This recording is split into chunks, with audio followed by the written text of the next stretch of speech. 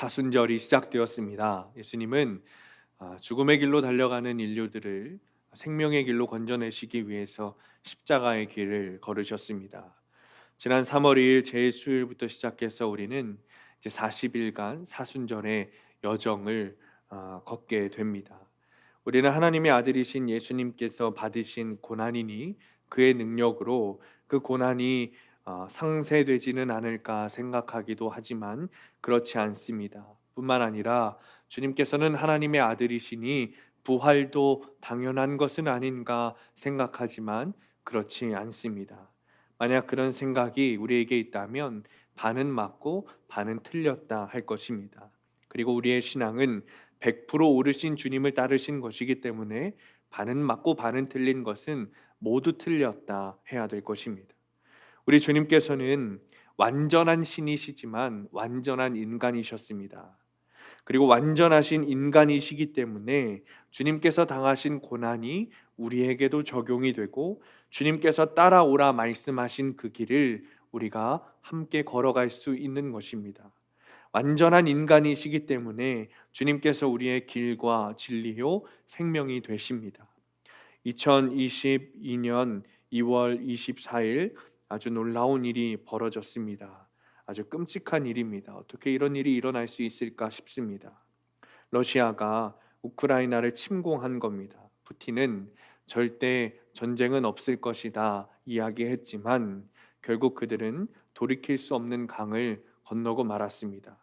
러시아는 그들의 군사력으로 사흘이면 우크라이나를 정복할 것이다 이야기했지만 아주 큰 오산이었습니다. 오히려 우크라이나 민간인들이 건네주는 빵을 먹으며 우는 러시아 군인들의 사진을 통해서 과연 누구를 위한 전쟁인가라는 질문이 전 세계인들에게 주어졌습니다. 이럴 때 교회는 무엇을 해야 할까요? 시편 34편 14절에 이렇게 말합니다. 악을 버리고 선을 행하며 화평을 찾아 따를지어다. 사람이 사람을 죽이는 전쟁에서 교회가 해야 하는 일은 연민이 아니라 연대입니다. 어떤 정치적 의도와 상관없이 교회는 모든 전쟁을 반대해야 하고 연대하며 그 고통에 참여해야 할 것입니다. 교회는 전쟁으로 인해 죄 없는 이들이 희생되지 않기를 기도해야 합니다.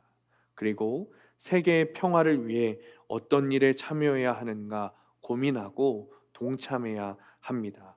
사랑하는 성도님들, 도대체 왜 이런 일이 일어났을까요? 평화를 원하면서 왜 평화를 누리지 못하는 걸까요? 세상의 권력, 세상의 욕심, 세상의 명예 때문일 것입니다. 푸틴은 물론이고 미국의 러시아를 향한 정치적 자극 역시 미국의 필요를 위해서 이루어졌고 이런 요인들이 약소국가의 희생으로 이어졌다 평가되고 있습니다. 사실 오늘 본문도 동일한 말씀을 전하고 있습니다. 예수님께서는 앞서 세례 받으시면서 성령님의 임재를 경험합니다. 그리고 성령의 충만함으로 광야에 들어가시고 마귀의 시험을 받으십니다. 그리고 예수님께서는 마귀에게 시험을 받으시면서 지내는 모든 날 동안에 아무것도 먹지 않으시고 아무것도 마시지 않으시며 40일을 보내셨습니다. 그런 상황 가운데 마귀가 등장하여서 예수님을 시험하는 것입니다. 3절 말씀입니다. 마귀가 이르되 네가 만일 하나님의 아들이거든 이 돌들에게 명하여 떡이 되게 하라. 마귀에게 이런 제안을 받으신 예수님이 이렇게 대답하십니다. 4절 말씀입니다. 우리 함께 읽겠습니다. 시작. 예수께서 대답하시되 기록된 바 사람이 떡으로만 살 것이 아니라 하였느니라. 아멘. 마귀는 예수님께서 가장 시급하게 필요하신 것을 가지고 유혹했습니다. 이 유혹은 인간의 육체적 한계 상황을 자극하는 유혹이었습니다. 여러분 40일 금식 기도를 하는 사람들이 있습니다. 예수님이 하셨으니 본인들도 따라하는 것입니다. 그런데 예수님이 하신 40일 기도는 그냥 40일 기도가 아닙니다. 예수님은 기도원에서 40일 기도하신 게 아니라 광야에서 40일 기도를 하셨습니다. 아마도 예수님은 마음만 먹으면 돌들이 떡이 되게 하셨을 것입니다. 우리가 알듯이 주님께서는 오병이어의 기적을 일으키신 분입니다. 예수님께서는 충분한 능력이 있으셨습니다.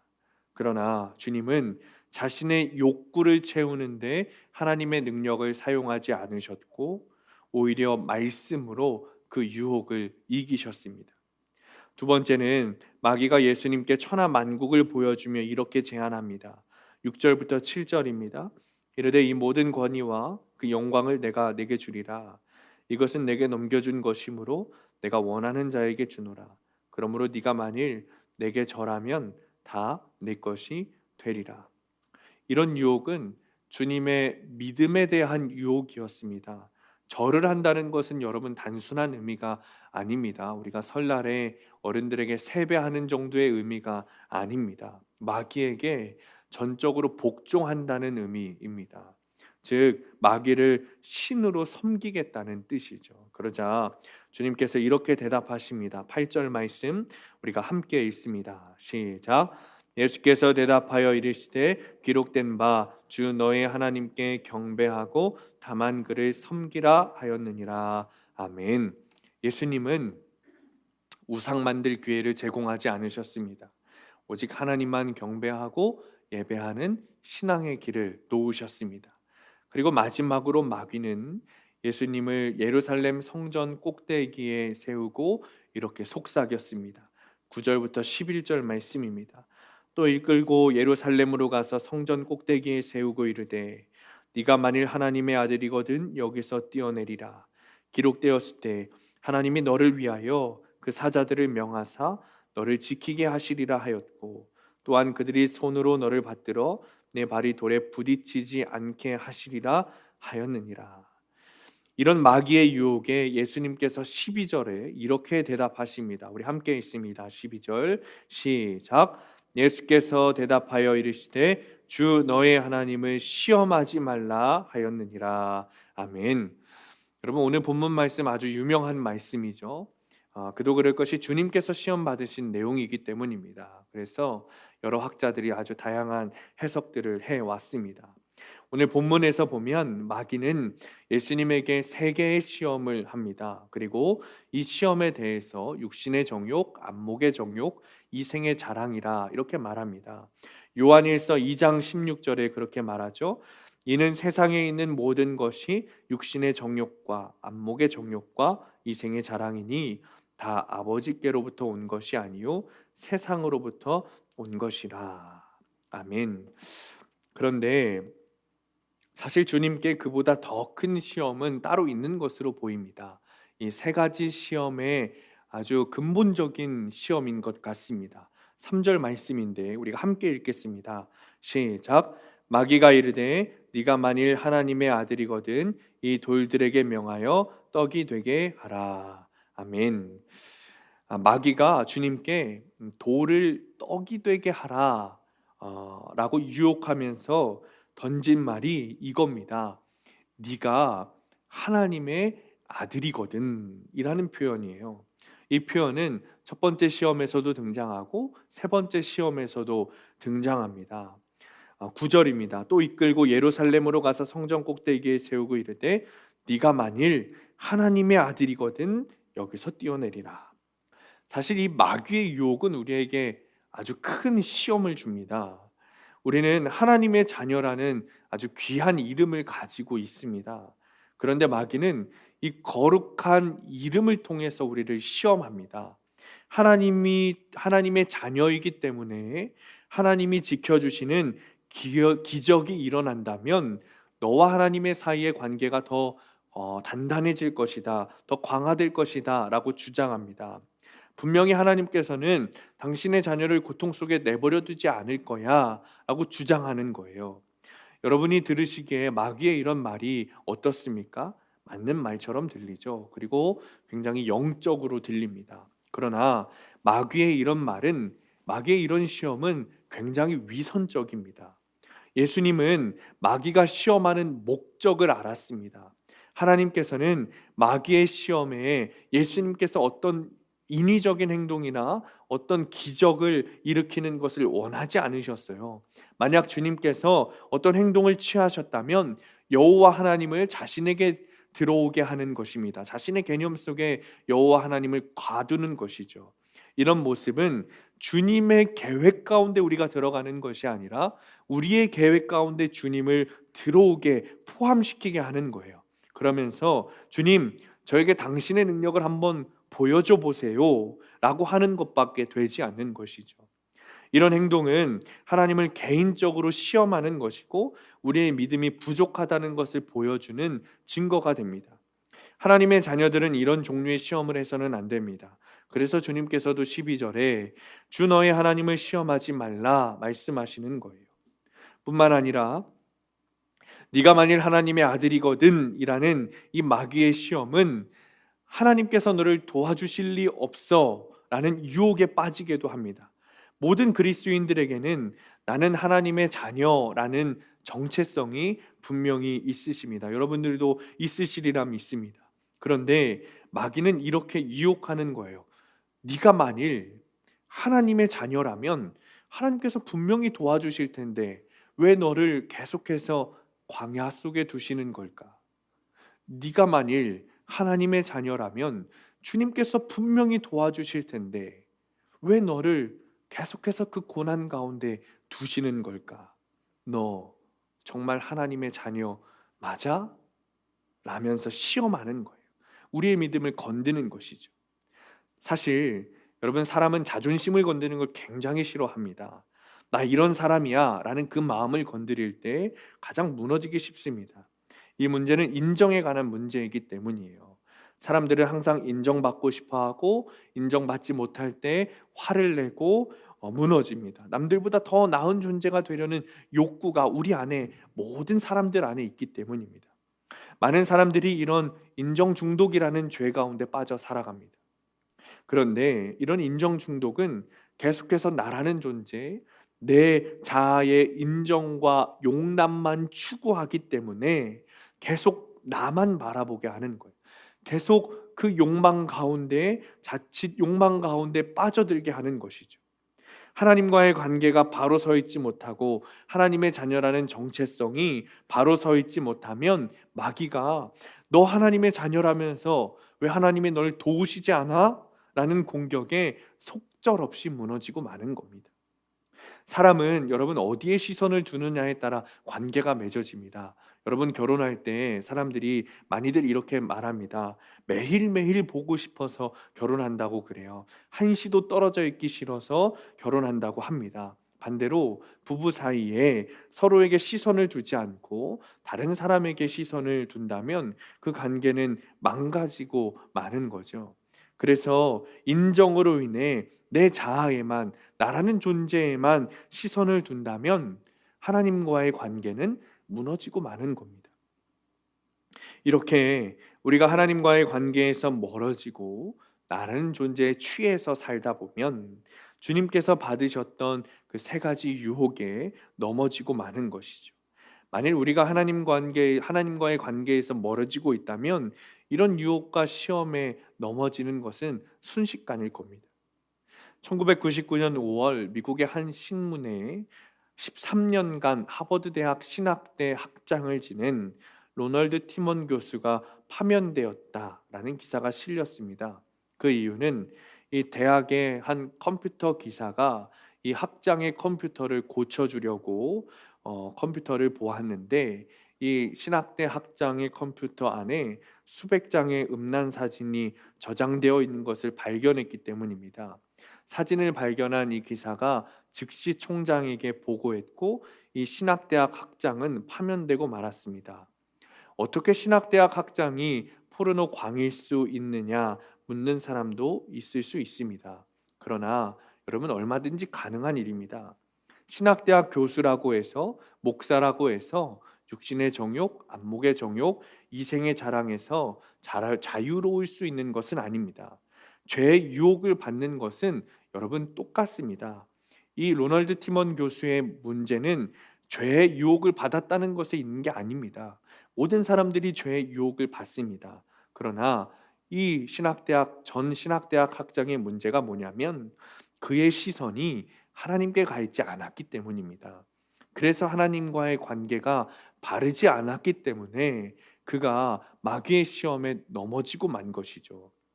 사실 우리 주님은 마귀의 시험에서 능히 이길 믿음과 능력이 있으신 분입니다. 그런데 문제는 누구죠? 우리가 문제죠. 우리에게도 사탄은 계속해서 유혹하고 시험을 걸어올 것입니다. 물론 우리에게 똑같은 시험을 반복하지는 않을 겁니다. 사탄이 바보가 아니기 때문에 그렇죠. 그러나 우리에게 가장 약한 부분, 누군가에게는 재물이 될 것이고, 누군가에게는 권력이 될 것이고, 누군가에게는 명예가 될 것이고, 누군가에게는 자녀가 될 것이고, 누군가에게는 성이 될 것입니다. 그것을 이용해서 다양한 방법을 통해 가장 약한 부분을 건드리면서 우리를 시험할 거예요. 그런데 사탄이 우리에게 시험하는 것은 사실은 우리의 신실함입니다. 우리가 얼마나 우리의 약한 부분을 잘 알고 그 약한 부분을 연단하기 위해서 주님과의 약속을 깨뜨리지 않고 주님과의 관계를 깨뜨리지 않는가, 그 신실함에 대해서 중요하게 생각해야 됩니다. 그러므로 우리는 하나님을 신뢰하고 의지해야만 하는 거예요. 어떤 경우에는 하나님과 더불어 어려운 길을 가야 될 수도 있습니다. 우리가 주님으로부터 떨어져서 독자적으로 행하는 것은 그것이 무엇이건 간에 하나님과의 관계가 무너졌다는 것을 의미하는 거예요.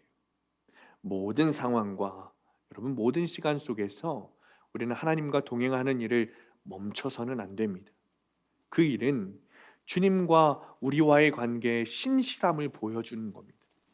예수님께서 우리에게 구원자로서 메시아로서 성실함, 신실함, 충실함을 보여주셨듯이 우리도 하나님의 자녀로 예수님의 제자로 성실함, 신실함, 충실함을 보여드려야 하는 겁니다. 사탄은 꼭 그것으로 공격하기 때문입니다. 그렇다면 우리는 어떻게 이 신실함을 유지하고 사탄의 공격에 승리할 수 있을까요? 우리는 때때로 이런 질문과 의문을 대면서 반문합니다. 주님은 오늘 본문에서 말씀하듯이 사탄이 말하듯이 하나님의 아들이니까 그렇게 이길 수 있는 것 아닙니까? 라는 반문을 우리가 던질 수 있는 거죠. 그러면 반대로 우리는 또 이렇게 말할 수 있습니다. 그렇다면 여러분은 하나님의 자녀가 아닙니까? 라는 질문을 던질 수 있습니다.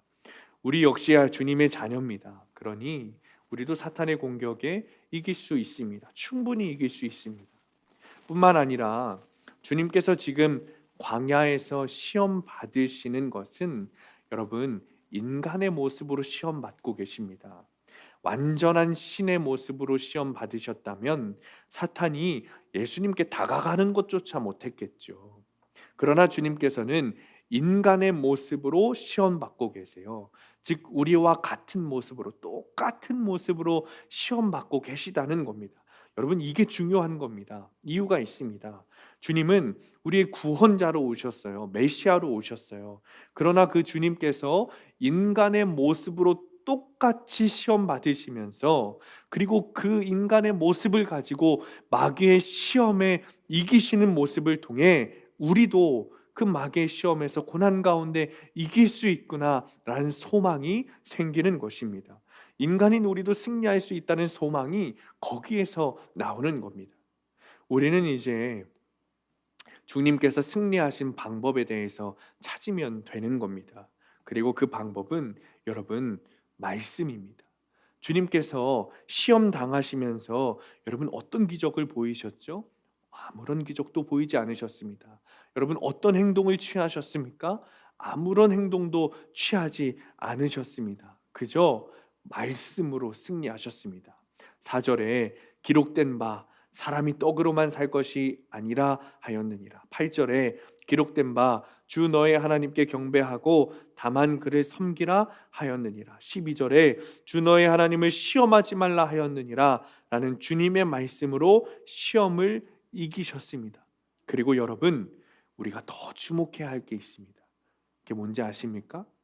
주님께서 본인의 말씀이 아니라 성경에 기록된 말씀으로 이기셨다는 것. 우리가 여기에 주목해야 됩니다. 4절에 보면 주님 분명히 이렇게 말씀하십니다. 기록된 바. 8절에도 동일하게 말씀하세요. 기록된 바. 12절에 보면 기록된 바라는 표현은 없지만 세번역 성경에 이렇게 말하고 있습니다. 예수께서 악마에게 대답하셨다. 성경에 기록하기를 주 너의 하나님을 시험하지 말아라. 사랑하는 성도님들, 우리 주님께서는, 예수님께서는 말씀으로, 성경에 기록된 말씀으로 마귀에게 승리하셨습니다. 만약 주님께서 마귀의 시험에 성경에 없는 본인의 말씀으로 싸우고 승리하셨다면 물론 그러실 수 있겠지만 우리에게는 문제가 됩니다.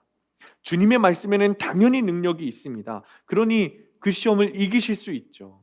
그런데 우리는 주님과 다르지 않습니까? 우리에게 그런 능력이 없지 않습니까? 그러니 주님께서 기록된 바, 성경에 있는 말씀을 통해 이기신 것이 우리에게 소망이 되는 겁니다. 그러니 우리의 무기도 말씀이 되어야 하는 겁니다. 우리가 시험에서 이기는 방법은 여러분 기록된 말씀입니다. 우리가 광야에서 살아남을 수 있는 방법도 기록된 말씀입니다. 우리가 들고 있는 이 성경의 말씀이 우리의 소망이 되고 우리를 승리하게 합니다. 이 기록된 말씀이 우리에게 소망이 되는 것. 우리가 오해하는 것이 있습니다. 세상에 살면서 하나님의 방법에 맡기면 영적인 싸움에서 우리가 면제받는다라고 생각하기도 합니다. 그런데 여러분 어떻습니까? 여러분이 보시면 어떠세요? 가장 악에게 강렬하게 저항받는 사람들이 누굽니까? 한결같이 주님을 믿는 사람들입니다. 예수 잘 믿는 사람들이 오히려 더 시험을 잘 받습니다. 고난을 받습니다. 우리 주님께서 광야에 들어가시고 마귀에게 시험 받으신 이유를 여러분 아십니까? 1절, 2절에 분명하게 말하고 있습니다. 예수께서 성령의 충만함을 입어서 요단강에서 돌아오사 광야에서 40일 동안 성령에게 이끌리시며 마귀에게 시험을 받으셨더라. 성령에 충만하셔서 광야에 들어가셨고 성령님께 이끌리셔서 마귀에게 시험을 당하셨습니다. 주님께서 받으신 이 뜻이 성령의 뜻이라는 겁니다. 주님께서 광야에 들어가시고 시험 받으신 것이 성령님의 뜻이라는 겁니다. 여러분, 성령님께서 함께 하신다는 것은 내 삶에 시험이 없다는 게 아닙니다. 우리가 시험 받지 않는다는 게 아닙니다. 우리가 예수 그리스도의 제자라고 광야에 들어가지 않는 게 아닙니다. 오히려 성령께서 함께 하시면 우리에게 광야로 들어갈 기회를 주십니다.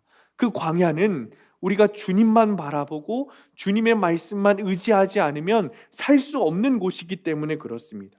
오히려 그것을 통해 주님을 만나 더 큰 축복을 누리기 때문에 그렇습니다. 목요일 저녁에 우리 동네 사시는 한 권사님이 교회에 찾아오셨어요. 저희 교회 권사님은 아니십니다. 제가 지금 담임 목사 사택에 살고 있어서 동네 주민을 만날 기회가 없는데 부목사 사택에 살 때는 교회를 오고 가면서 동네 주민들을 많이 만났어요. 그래서 모르는 분들이어도 제가 인사를 잘 하면서 다녔는데 그렇게 인사하다가 이렇게 알게 된 다른 교회 권사님이세요.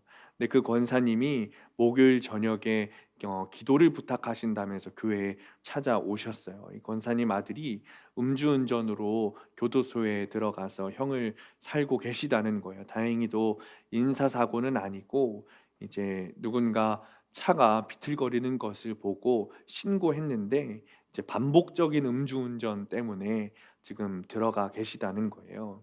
그런데 목사님이 생각나서 기도 부탁드리려고 교회에 찾아오셨다는 겁니다. 그래서 제가 기도해드리면서 이렇게 말씀드렸어요. 교도소에 들어가신 게 힘드시죠? 광야의 시간이고 고통의 시간이지만 권사님이 예수 믿는 분이라면 차라리 잘 되었다 생각하시고 믿으시기 바랍니다. 만약 지금 이 시간이 없었다면 음주운전의 사건들이 계속됐을 거고 어떤 사고가 났을지도 모르지 않습니까? 이 시간을 통해서 회개하고 예수님께 돌아오는 사건이 된다면 나중에는 교도소에 있던 시간들이 은혜의 시간이라고 고백하시게 될 겁니다. 꼭 권사님부터 기도 많이 하시고 말씀 보시고 큐티하시고 삶을 말씀으로 해석하셔야 됩니다라고 말씀드렸어요. 제가 이렇게 말씀을 드렸는데 어떻게 들으셨지는 모르겠지만 아멘, 어쨌든 아멘 하고 돌아가셨습니다.